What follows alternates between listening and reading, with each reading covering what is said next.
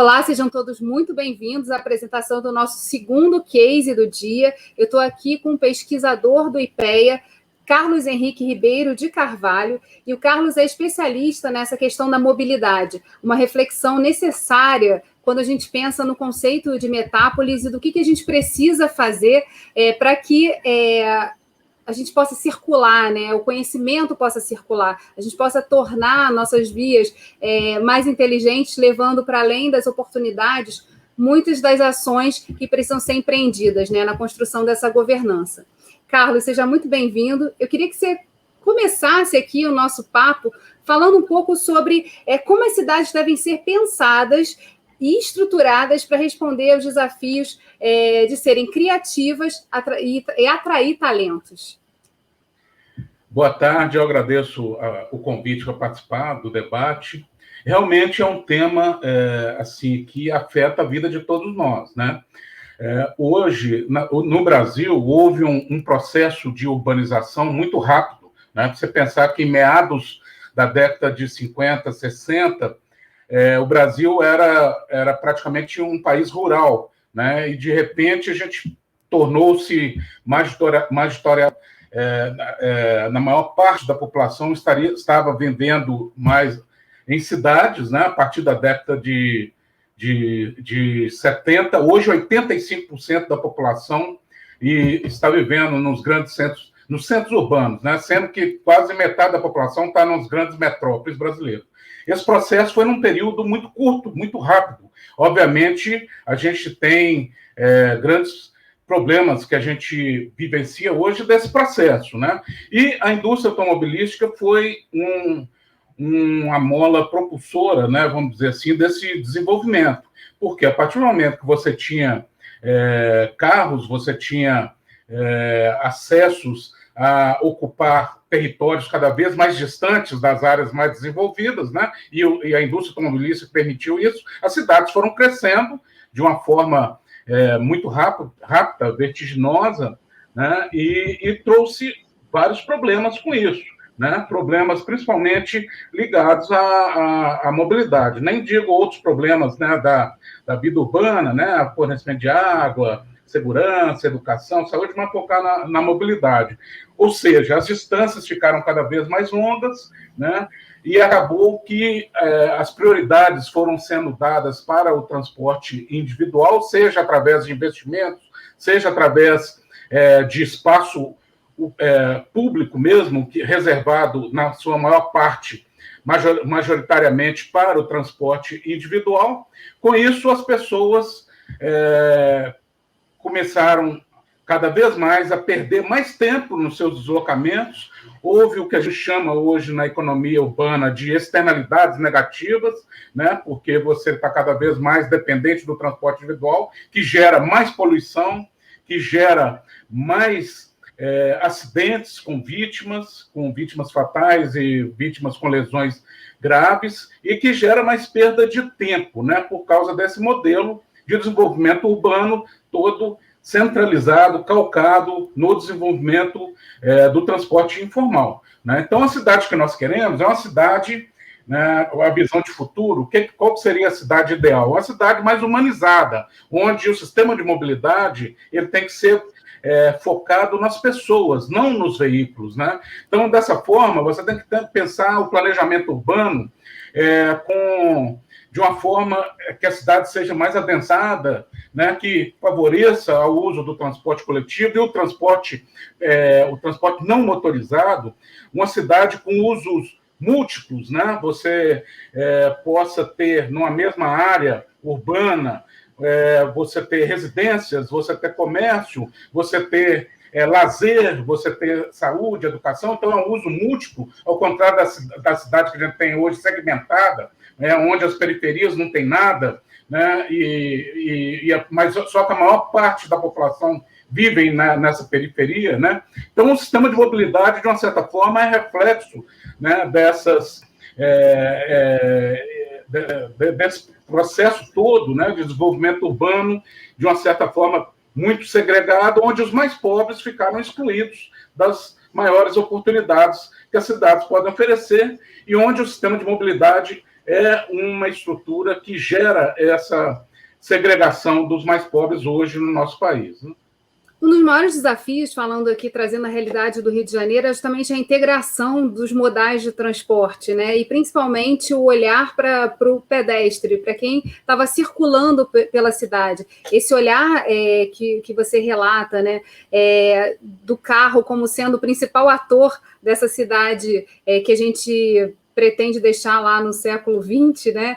E ele realmente gerou externalidades muito complexas. Agora, até bem pouco tempo atrás, quando a gente discutia os problemas de mobilidade, o que a gente percebia que, como resposta mais rápida, seria ampliar as vias, né? Criar colocar mais transporte de massa para que as pessoas pudessem circular. E a pandemia virou de cabeça para baixo qualquer perspectiva de planejamento para o futuro, porque na medida que forçou-se o isolamento social, né, para proteger a saúde das pessoas, a gente viu crescer as oportunidades também e as experiências com o trabalho remoto, com as reuniões remotas. As pessoas deixaram de circular tanto, não em todos os lugares, a gente sabe disso, mas em muitos lugares a gente viu a realidade se colocar assim, esvaziando o centro, onde se concentrava toda a atividade econômica também, e fazendo com que as pessoas pudessem, inclusive, pensar em se deslocar para outras partes da cidade ou outras cidades e conseguir continuar fazendo o seu trabalho.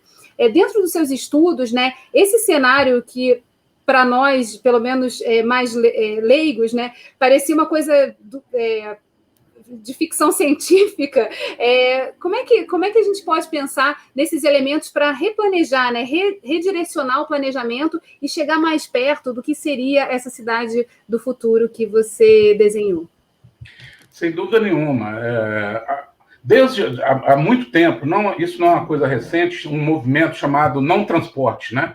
O movimento não transporte é no sentido de você aproximar as atividades. Na época, há 20, 30 anos atrás, que não tinha tecnologia, né? Era você aproximar as atividades do ser humano da sua residência, de forma que eles pudessem, o mínimo possível, usar transporte em função das externalidades, independente de ser público ou privado, né, ou não motorizado, né? Mas hoje em dia a gente tem a tecnologia, né? A gente tem a tecnologia a nosso favor, e sem dúvida nenhuma, com a pandemia, eu diria o seguinte: a crise, a gente sempre abre oportunidades e a crise nos ensina muita coisa, né?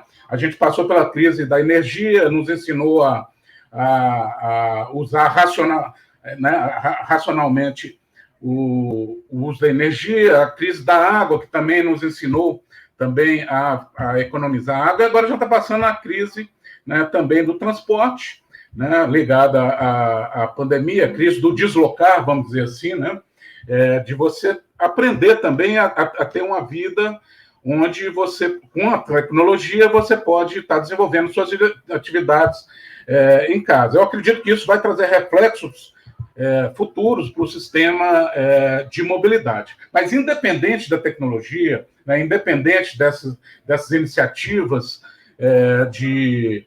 vamos dizer assim, do chamado não transporte, né, que se pensou 30, 40 anos atrás, é claro que a gente ainda é muito dependente de um sistema de transporte de massa, né? Você tem uma massa de pessoas que trabalham diariamente, que tem que se deslocar, e essa massa de pessoas ainda vive na periferia, né, nas regiões mais afastadas dos centros mais dinâmicos de emprego. Então, não tem como.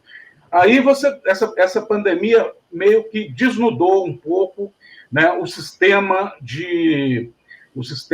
econômico-financeiro do transporte público urbano, né? Porque, se você observar, é um sistema que foi feito, é um sistema que sempre ele tem que estar disponível para todos, né, independente de ter demanda ou não, porque ele você tem questões sociais, você tem pessoas que dependem desse sistema para sobreviver, né? E, ao mesmo tempo, você não tem nenhum mecanismo econômico-financeiro para proteger esse sistema. Então, por exemplo, eu falei de outro setor, o setor elétrico, né? Depois do apagão do setor elétrico, criou um sistema de segurança energética, que são as termoelétricas. Né? As termoelétricas só funcionam quando falta água. Mas quando elas não funcionam, você paga por elas? Não, todos pagamos. Mesmo o sistema não estando em atividade, nós todos pagamos, porque nós pagamos a disponibilidade dele, nós pagamos, é como se fosse um seguro. Né? E se você for olhar no sistema de água, você tem também um sistema de seguro, que mesmo se você não consumir água, você paga a conta, sistema de telefonia, que é o consumo mínimo. No transporte, você não tem isso. Da noite para o dia, você tem que oferecer uma oferta de transporte, né? Porque mesmo que a demanda despenque, você tem que ter disponível aquele serviço. E você simplesmente entra... Foi o que aconteceu no sistema hoje no Brasil. Entrou em colapso total, porque você não tem esse sistema econômico-financeiro, né, de forma a sustentar a disponibilidade da rede de transporte. Então, eu acredito que daqui para frente a gente vai discutir mais, né, questões estruturais e regulatórias do transporte, até mesmo para viver situações como essa, para que haja maior sustentabilidade, né, no sistema econômico-financeiro. Mas, com certeza, a gente vai mudar o nosso comportamento, né? Eu acho que a gente vai usar mais as tecnologias daqui para frente, com certeza vai ter impacto no número de viagens, e eu acho que o sistema de transporte público, principalmente, vai ter que se adequar a essa nova realidade, né, no sentido de criar mecanismos regulatórios que sejam mais aderentes a situações de flutuação de demanda como a que a gente está vivendo hoje em dia. Como você disse, crise é oportunidade. Esse é um sistema que já está em crise, né? Ele está todo calcado num movimento pendular, quer dizer, de alta concentração nos horários de entrada e saída do trabalho, e vazio ao longo do dia, sendo economicamente inviável, já antes da pandemia e durante a pandemia, com as pessoas ficando mais isoladas, isso se concentrou, né? Quer dizer, já é um problema que está posto na mesa e que precisa de muito diálogo para resolver. Em termos de modelos, a gente está aqui nos nossos últimos minutos, mas, assim, que perspectivas o senhor observa, assim, que precisam ser trazidas para essa discussão sobre a viabilidade, né, e a sustentabilidade do sistema de transporte que garanta essa mobilidade e a movimentação das pessoas? Eu acho que o primeiro aspecto que tem que ser discutido é isso que você falou, é um modelo que dê maior sustentabilidade econômica, financeira para o sistema de transporte público hoje. Para você ter uma ideia, hoje o nosso modelo de custeio do transporte público é calcado em cima da tarifa, né? Ou seja, só quem usa o transporte público paga pelo serviço, que está contribuindo para a disponibilidade desse serviço. Apesar de que toda a sociedade se beneficia da disponibilidade desse serviço, até mesmo quem não usa, até mesmo o usuário do carro. Haja visto que em dia de greve de transporte público, a cidade para, né? Você só pode usar seu carro se houver transporte público. Se não houver transporte público, nem usar seu carro você pode. Mas só que quem paga por isso, quem contribui, é só o usuário, né? Então, eu acho que hoje é um dos grandes problemas do sistema de transporte público. É a cobertura. Por exemplo, energia elétrica. Quase 100% das famílias contribuem com a energia elétrica, porque usam e contribuem, né? Chega à sua conta. Mas no transporte, não. O transporte é o único serviço público que menos de 40%, cerca de 40% só das famílias, que contribuem com o seu custeio. Então, o primeiro desafio é aumentar essa taxa de cobertura, chegar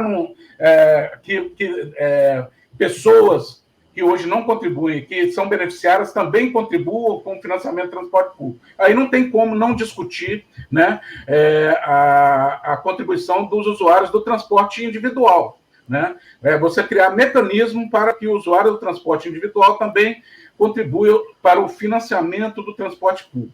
E o segundo ponto, e pode conseguir, tem várias formas de fazer isso, por exemplo, usar recurso da CID, da gasolina, para financiar o transporte, né? Você usar IPVA, recurso IPVA. Então, vocês têm N formas. Pedágio urbano, que é tão discutido assim no mundo, mas Londres, por exemplo, adotou esse caminho e está se dando bem. Né? Os recursos arrecadados no pedágio urbano de Londres vão todos para o transporte público. Né? Então, tem N caminhos. O segundo aspecto é aquilo que a gente já falou, sobre apropriação do espaço público urbano. Você tem que... hoje, o espaço público urbano é apropriado pelo transporte individual. Ele tem que ser melhor distribuído entre o transporte público e o transporte não motorizado, bicicletas, pedestres. Então, tem que haver uma revolução hoje nas cidades para democratização do espaço público urbano. Né? Então, acho que essas duas medidas, para não falar N outras que existem, a gente vai ficar o dia inteiro falando, mas eu focaria mais nessas duas medidas para a gente realmente começar, né, a trilhar um caminho de maior sustentabilidade no sistema de mobilidade como um todo nas grandes cidades brasileiras.